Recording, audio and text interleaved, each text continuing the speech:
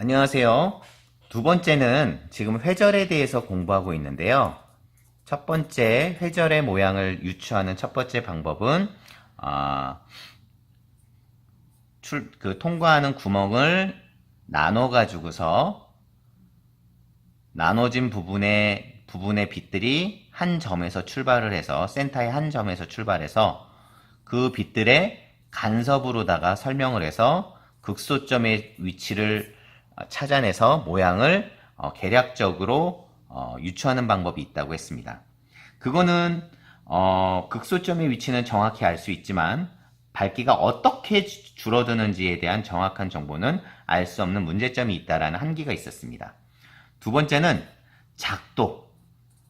자, 위상도를 갖다가 이용해가지고 풀어주는 겁니다.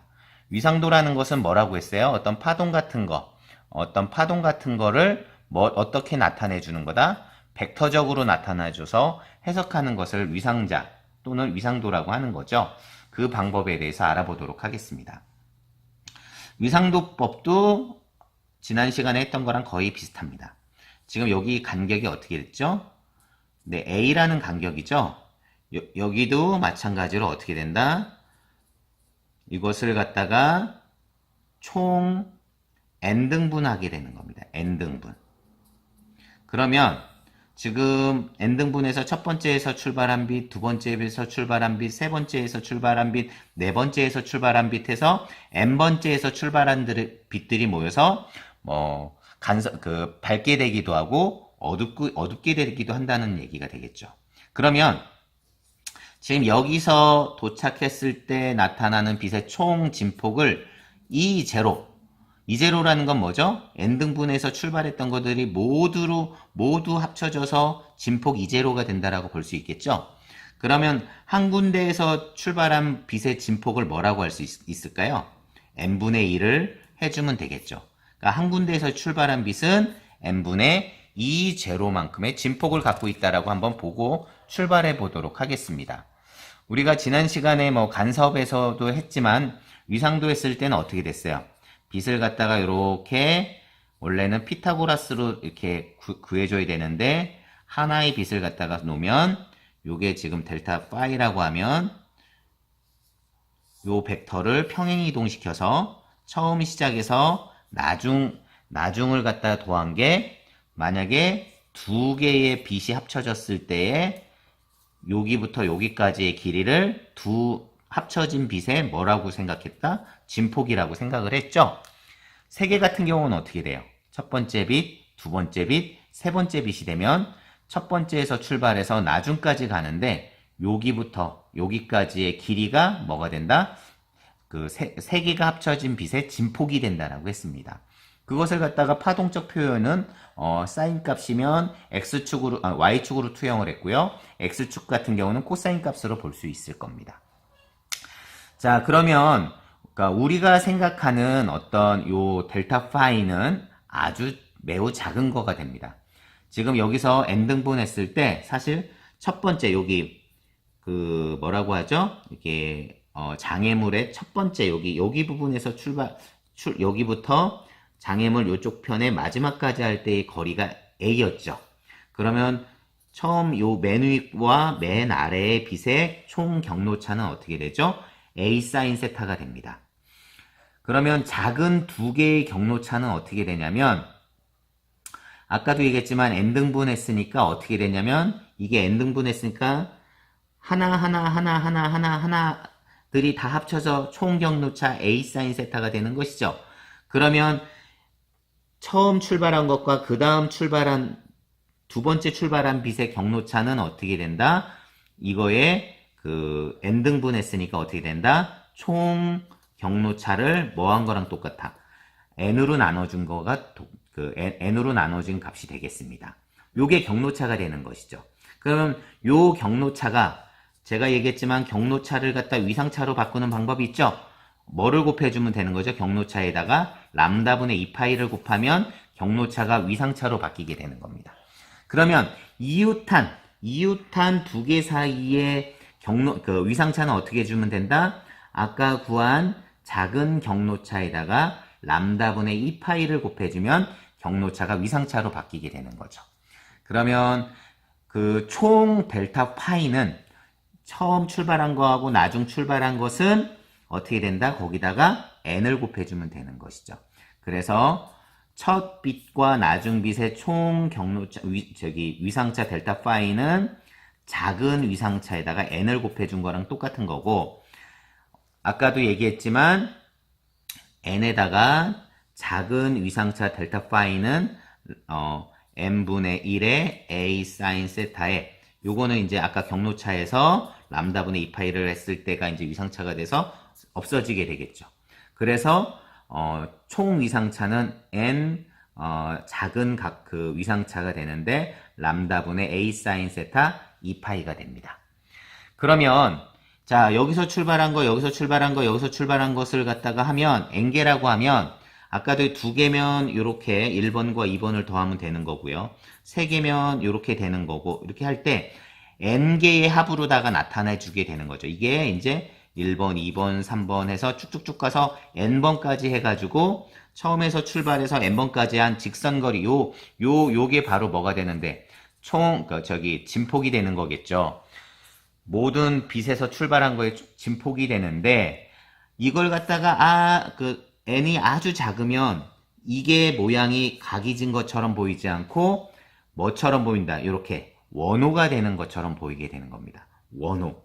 여기서부터 1, 2, 3, 4, 5, 6, 7, 점점점점에서 n까지 가서 요게 마치 너무너무 작으니까 원호가 되는 거가 되겠죠.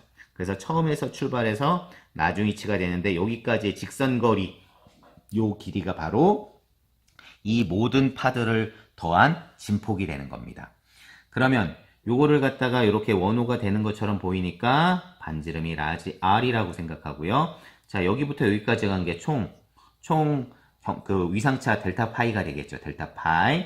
요 절반을 알파라고 한다라고 하면, 이 토탈은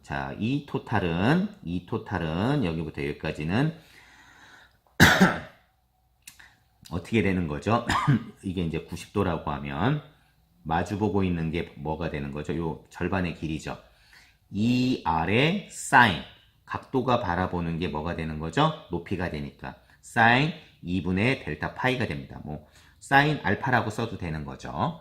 그러면 아까 델타 파이 R은 E0라는, 아까 뭐가 되는 거죠? 요 식을 갖다가 여기 죄송합니다. 델타 파이 R은 E0라는 식을 여기다가 대입을 하면 이 토탈은 E0의 델타 파이의 사인 2분의 델타 파이가 되고, 요 2를 여기다가 집어넣어주면 어떻게 된다? 이 토탈은 E0의 2분의 델타 파이의 사인 2분의 델타 파이가 됩니다.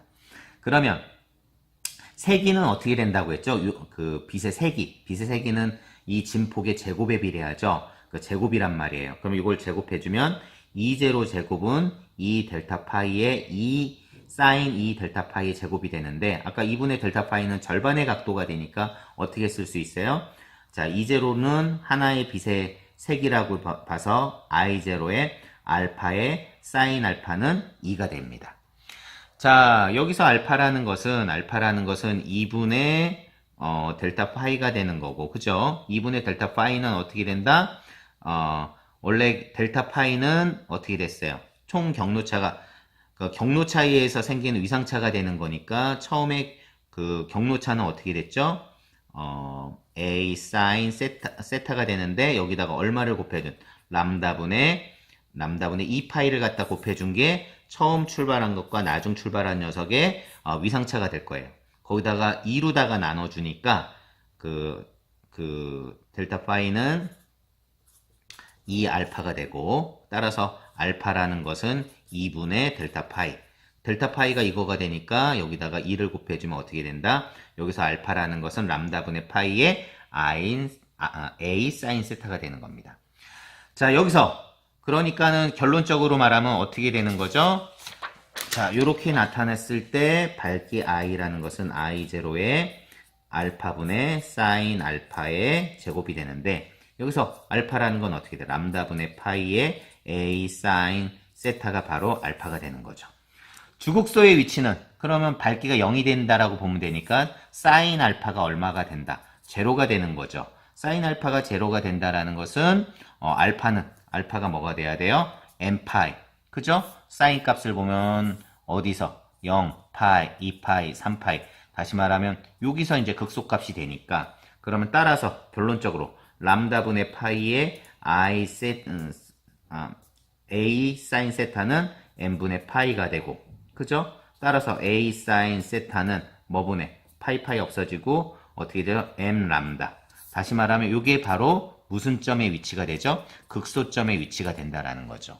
우리가 아까 빛을 갖다가 슬릿의 간격을 a라고 했을 때 2등분하고 4등분하고 그래서 m등분에서 나타났던 식을 요렇게 위상도법으로 해가지고 뭐 할 수 있다? 예측할 수 있다라는 얘기가 되겠습니다. 그래서 a 사인 세타는 m 람다가 됐을 때 어떻게 된다? 극소값을 갖다 위치가 된다. 자, 그러면 여기서 극대값이라는 건 어떻게 될까요? 사인 알파가 최대값이 되는 경우가 되겠죠. 그죠? 그렇죠? 그래서 사인 알파가 최대값이 됐을 때 플러스 1이나 마이너스 1이 됐을 때가 되는 거고 만약에 첫 번째 m이 0이 되면 요 첫 번째 극대값은 어떻게 될까요? 그러면 여기 같은 경우는 위상차가 없으니까 어떻게 되죠? 사인 알파가 경로차가 나타나지 않는 거죠. 그럼 어떻게 되면 위에도 0이고 밑에도 0이 됩니다. 그러니까 0분의 0이니까 0이 아니라는 얘기죠. 그래서 어떻게 된다? 밝은 무늬를 갖다 예측할 수 있다라는 얘기가 되겠습니다. 자, 어쨌든 이 식을 갖다 한번 보도록 할게요. 그러면 이 밝기의 세기가 어떻게 줄어드느냐? 그럼 i라는 것은 i0의 알파의 사인 알파의 제곱이 되는데 자, 이거는 i0의 밑에를 알파 제곱이고 사인 제곱 알파라고 보겠습니다. 그러면 알파 제곱은 어떻게 돼요? 사인 알파는 어떻게 되죠? 플러스, 그러니까 1과 0 사이 값이 되는 거죠. 그러면 보면 어떻게 돼요? i0 알파 제곱 사인 제곱 알파. 이 값은 뭐보다 항상 작게 되는 거죠? 같거나 같죠? i0 알파 제곱분의 1보다 작게 되는 거죠. 알파 제곱분의 1이 어떻게 됩니까? 그래프의 개형이.